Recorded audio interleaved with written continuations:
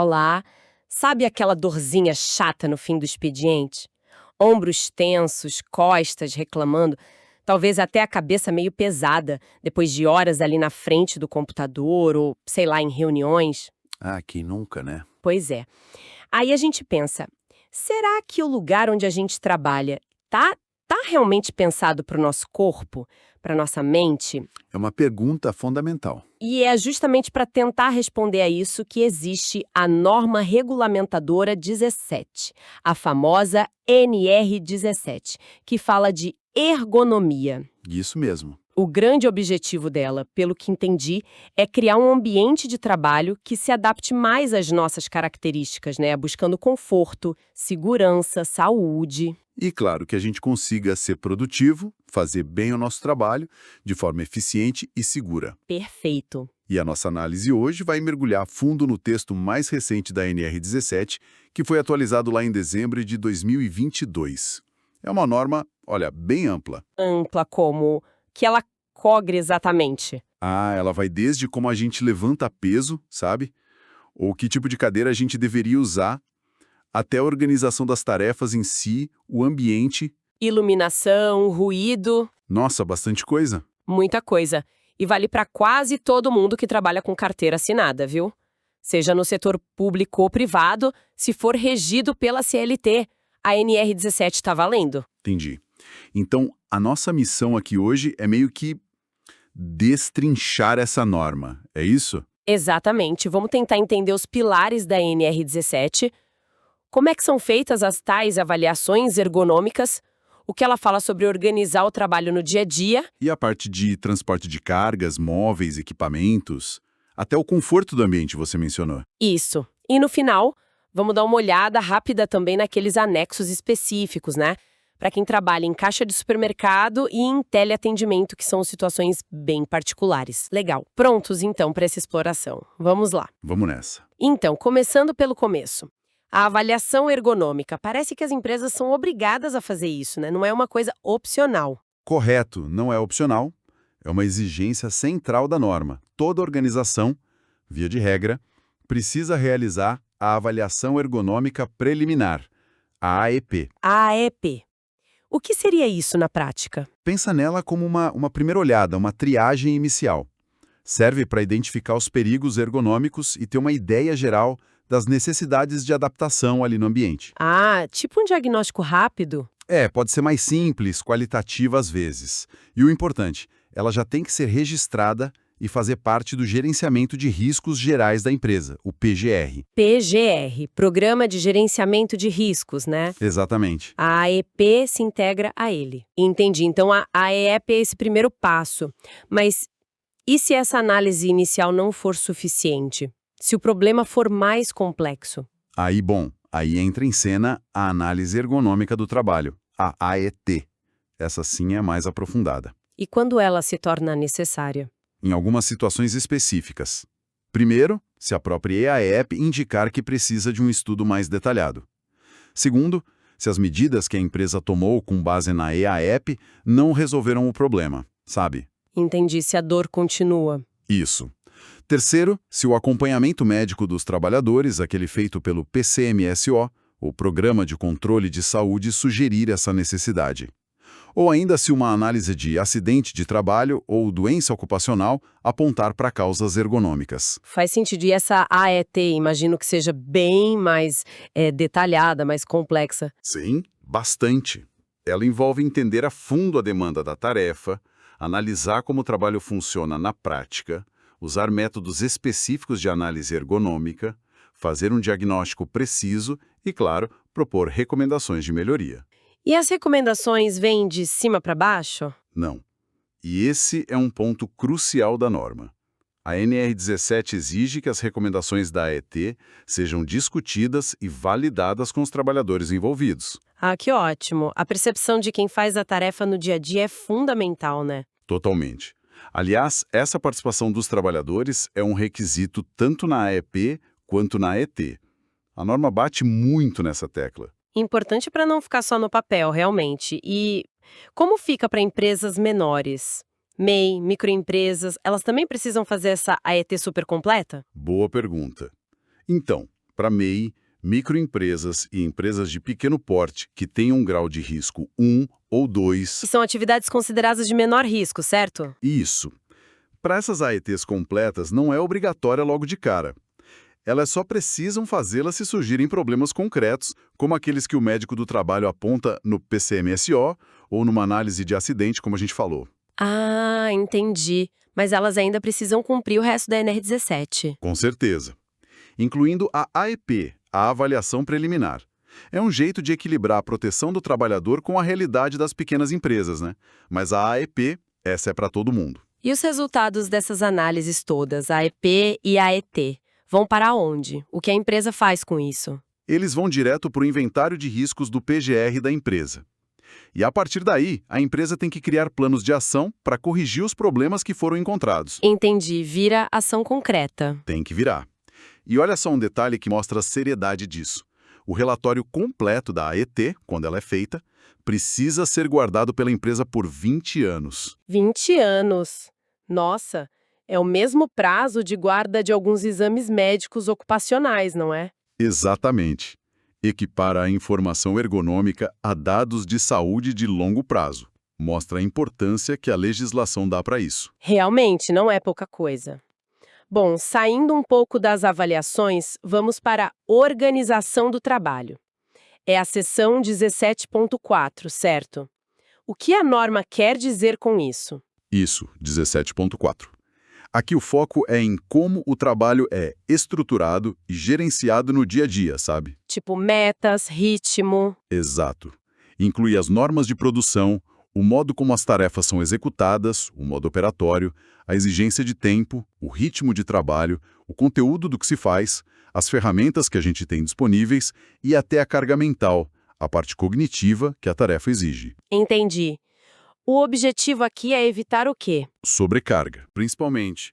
O objetivo é prevenir a sobrecarga física, muscular, tanto estática quanto dinâmica, especialmente no tronco, pescoço, cabeça, braços, pernas. Aquelas dores que a gente sente mesmo. Isso.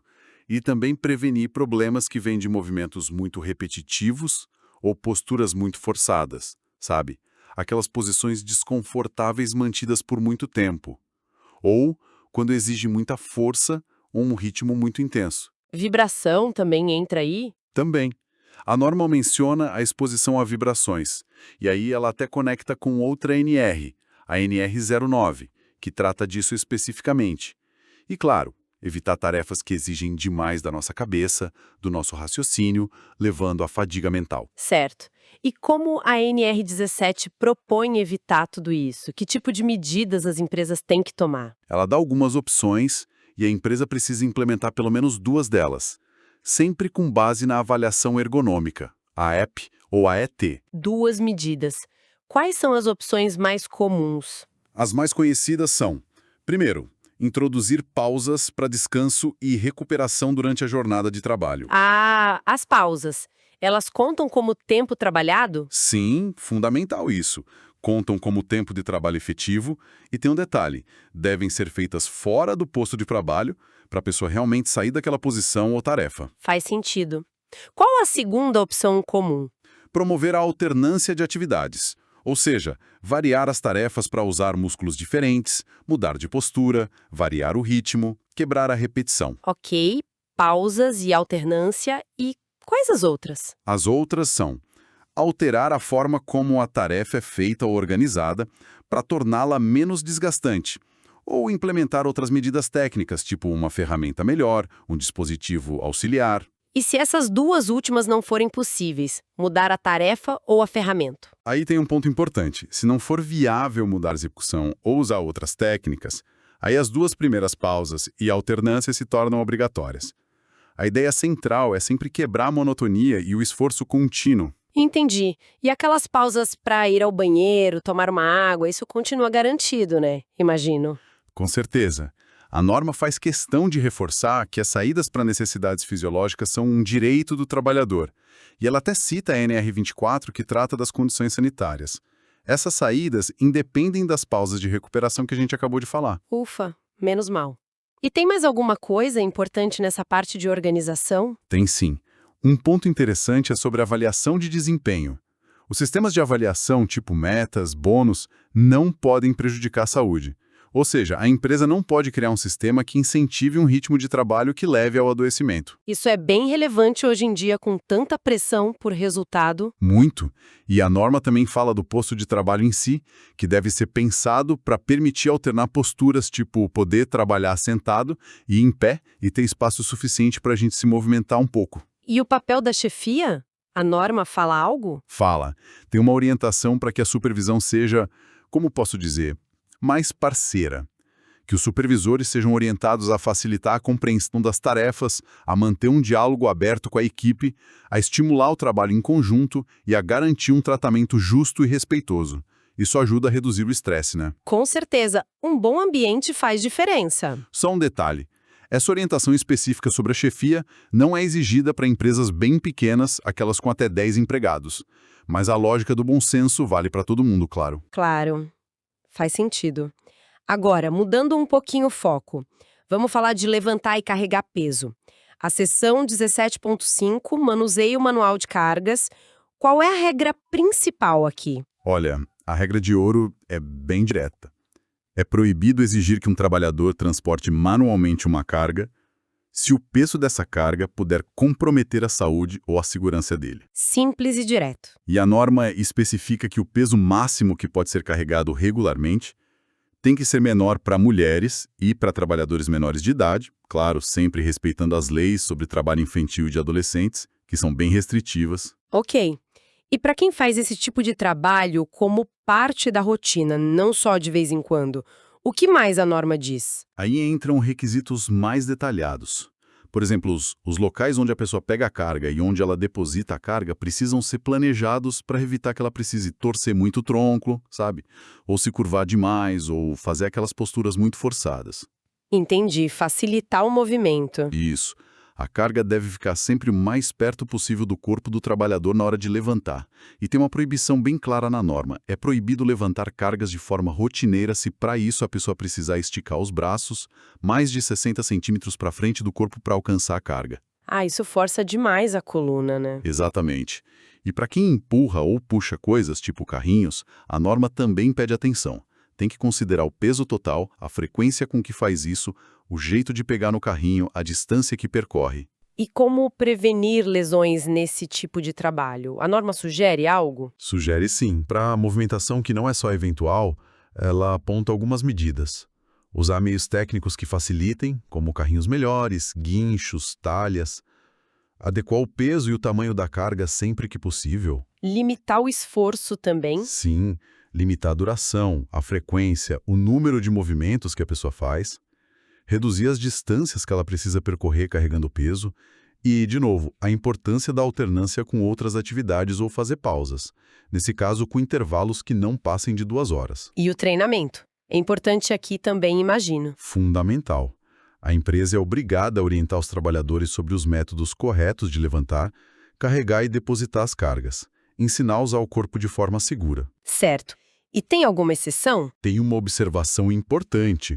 Essa seção toda sobre manuseio manual de carga não se aplica diretamente ao levantamento e transporte de pessoas, como acontece em hospitais, casas de repouso. Essas situações têm suas próprias particularidades e riscos, que precisam de abordagens específicas. Ah, bem lembrado. Ok, entendido. Seguindo adiante, vamos para os móveis e equipamentos que a gente usa no dia a dia. Seções 17.6 e 17.7. Qual a ideia geral para o mobiliário? A palavra-chave aqui é adaptabilidade. Mesas, bancadas, cadeiras, tudo deve ter regulagens para se ajustar às características de cada pessoa, o que a gente chama de características antropométricas, e também ao tipo de trabalho que ela faz. Para cada um poder ajustar para o seu tamanho, basicamente. Exato. E a norma tem incentiva que os postos de trabalho permitam variar entre trabalhar sentado e trabalhar em pé, sempre que a tarefa permitir, claro. E a cadeira ideal, hein? A NR17 descreve como ela deve ser. Aquela cadeira dos sonhos. Ah, a cadeira dos sonhos. Ela descreve sim com vários detalhes. Tem que ter altura ajustável, obviamente. Os controles para ajustar têm que ser fáceis de usar, né? A base tem que ser estável. O assento em si, a norma diz que deve ter pouca ou nenhuma conformação, Como assim pouca conformação? para não prender a circulação das pernas, sabe? Aquele assento muito cavado pode ser ruim. A borda da frente tem que ser arredondada e o encosto. O encosto tem que dar um bom suporte para a região lombar. E para quem trabalha muito tempo em pé? Cozinheiros, balconistas? Para essas situações, a norma exige que existam assentos com encosto disponíveis em algum lugar próximo para que eles possam descansar durante as pausas. Não é para trabalhar sentado, mas para descansar. Entendi. Quanto aos equipamentos, computadores, ferramentas, o que a NR17 fala? Aqui, a NR17 conversa bastante com outra norma importante, a NR12, que é sobre segurança em máquinas e equipamentos. A ideia geral é que tudo seja claro e fácil de usar. Monitores, teclados. Isso. Telas de computador, por exemplo, precisam ser ajustáveis para evitar reflexos chatos e permitir que a pessoa encontre um bom ângulo de visão, que não force o pescoço. E tem um ponto que hoje é super relevante. E quem usa laptop o dia inteiro no trabalho? Muita gente faz isso. Bem lembrado. Se o uso do laptop não for só eventual, ou seja, se for a ferramenta principal de trabalho da pessoa, a norma exige adaptações. Que tipo de adaptações? Basicamente, usar um teclado externo, um mouse externo e talvez um suporte para elevar a tela do laptop à altura dos olhos. A ideia é evitar aquela postura curvada sobre o note o dia inteiro, que acaba com as costas e o pescoço. Faz todo sentido. E ferramentas manuais? Se forem ferramentas pesadas, a norma pede algum tipo de dispositivo de sustentação para aliviar o peso para o trabalhador ou alguma outra medida preventiva. O design das ferramentas também é importante, tem que ser pensado para facilitar o uso e não machucar as mãos, não comprimir a palma ou os dedos. E a escolha da ferramenta certa também conta. Com certeza. A seleção da ferramenta adequada para cada tarefa, considerando o formato, a textura do cabo, se a pessoa usa luvas ou não, tudo isso faz parte da ergonomia. Ok, fechando essa parte mais geral da norma, antes dos anexos, temos as condições ambientais de conforto, a seção 17.8. O que entra aqui? Basicamente, 3 coisas: iluminação, ruído e temperatura. Luz, som e clima, então. Isso. A iluminação tem que ser adequada para o tipo de tarefa, sabe? Pode ser natural ou artificial, geral ou só num ponto específico. O importante é evitar o ofuscamento, aqueles brilhos que incomodam, reflexos na tela, sombras que atrapalham e contrastes muito fortes. E tem um nível mínimo de luz? Tem sim. A norma até recomenda seguir os níveis mínimos de iluminância estabelecidos numa norma técnica da Fundacentro, a NHO11, para ambientes internos de trabalho. Ok. E o ruído? Para o conforto acústico, principalmente em ambientes que exigem mais concentração, como escritórios, é preciso adotar medidas para controlar o ruído.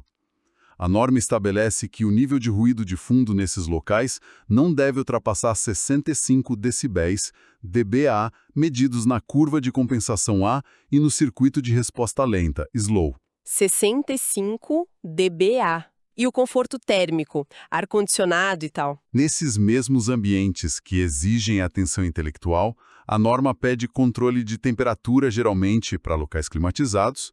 A faixa fica entre 18 e 25 graus Celsius. Além da temperatura, controlar a velocidade do ar, para evitar aquele vento direto na nuca, né? Sim, o ar-condicionado direto.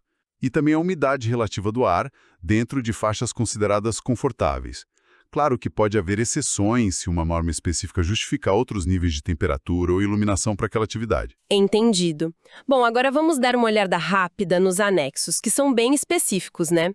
O anexo I trata dos operadores de checkout, caixas de supermercado, por exemplo. Exatamente.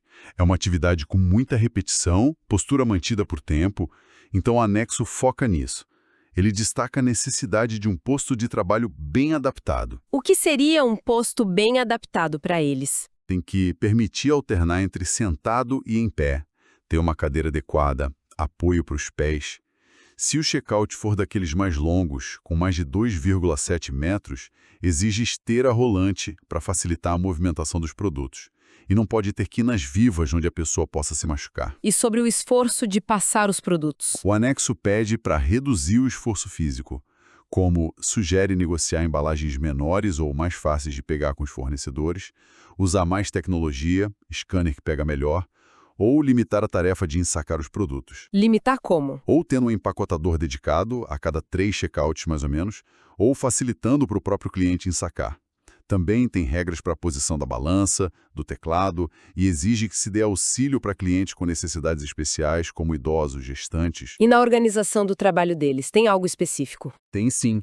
O número de caixas abertos tem que ser compatível com o fluxo de clientes para evitar aquela pressão e sobrecarga. Garante pausas e rodízio entre os caixas, para variar um pouco. E a forma de pagamento? Importantíssimo. Proíbe remuneração baseada puramente em número de itens passados ou número de compras. Isso para não incentivar um ritmo prejudicial à saúde. E outro ponto mais psicossocial. Proíbe obrigar o uso de fantasias ou maquiagens que possam ser constrangedoras. Ah, isso é bom. E garante que o crachá use o nome social ou o nome escolhido pelo trabalhador. Além disso, claro, treinamento específico sobre todos esses riscos é obrigatório. Entendi. Bastante detalhe para essa função. Agora, o anexo 2 de teleatendimento e telemarketing. Esse parece ainda mais detalhado pelo que vi no resumo. E é mesmo. Acho que reflete as múltiplas pressões desse setor, né?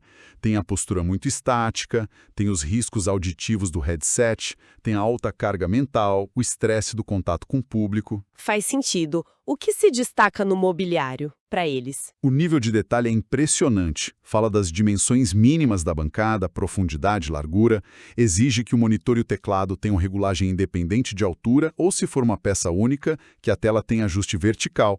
Pede bordas arredondadas, espaço para as pernas, apoio para os pés. E a cadeira? Também tem especificações? Muitas. Tem que ter 5 pés, rodízios, estofamento adequado, múltiplos ajustes, altura do assento, altura e inclinação do encosto, dimensões específicas e apoio de braços regulável em altura e largura. A intenção é clara: permitir muitos microajustes para cada pessoa e facilitar pequenas mudanças de postura ao longo do dia. E além do mobiliário, o que mais chama atenção? Os equipamentos, especialmente os headsets, têm que ser individuais, gratuitos, permitir alternar o lado do ouvido, ter controle de volume acessível e, muito importante, ter proteção contra ruídos muito altos e súbitos, o chamado choque acústico. Ah, o choque acústico é um risco sério nesse setor. Com certeza. E o ambiente também tem regras mais específicas, além do conforto acústico e térmico que já vimos na parte geral. Há uma preocupação explícita com a qualidade do ar interno, mencionando a síndrome do edifício doente e remetendo a normas da Anvisa. Mas talvez o mais impactante nesse anexo seja a parte de organização do trabalho, né? Eu diria que sim. Tem limites bem rígidos de jornada, máximo de 6 horas por dia, incluindo as pausas, e um limite de 36 horas semanais de tempo efetivo de trabalho. 6 horas por dia só? 6 horas de jornada total, incluindo pausas, e as pausas são bem definidas. 2 pausas de 10 minutos, fora do posto, mais o intervalo de refeição que para a jornada de 6 horas costuma ser de 20 minutos. E essas pausas têm que ser registradas. E a questão do monitoramento, scripts... Aqui a norma é bem incisiva. Proíbe que o monitoramento do desempenho seja usado para acelerar o ritmo de trabalho, veda a exigência de seguir scripts tão rígidos que impeçam a naturalidade da comunicação e proíbe práticas de assédio moral. Que tipo de práticas? Cita exemplos: competição abusiva entre os trabalhadores, uso de fantasias como forma de punição, exposição pública das avaliações de desempenho individuais. São proteções bem importantes contra o estresse e a pressão excessiva. Essas regras sobre assédio e monitoramento são realmente fortes. Mostram o reconhecimento dos riscos psicossociais específicos desse trabalho, né? Sem dúvida. Garante também o direito de sair para ir ao banheiro sem precisar pedir autorização ou ter desconto, clareza nas ordens, alguma autonomia para o operador. São muitos detalhes para proteger quem trabalha ali. E o treinamento para eles? Também é mais frequente, semestral. E o acompanhamento de saúde, o PCMSO, tem que ter um foco especial na saúde vocal e auditiva, com mecanismos para notificar doenças relacionadas ao trabalho, usando a CAT, a Comunicação de Acidente de Trabalho. E se precisar de uma AET nesse setor? A norma dá um roteiro bem extenso do que essa AET precisa analisar. O posto, a organização, a produção, os turnos, as pausas, as normas internas, horas extras, queixas médicas, nível de satisfação. É bem completo. E, claro, reforça a necessidade de adaptar tudo para pessoas com deficiência. Ufa! Realmente, quanta informação! Cobrimos muita coisa. Recapitulando, então, a NR17 é tipo um guia super completo para tornar o trabalho mais compatível com o ser humano, né? Exato.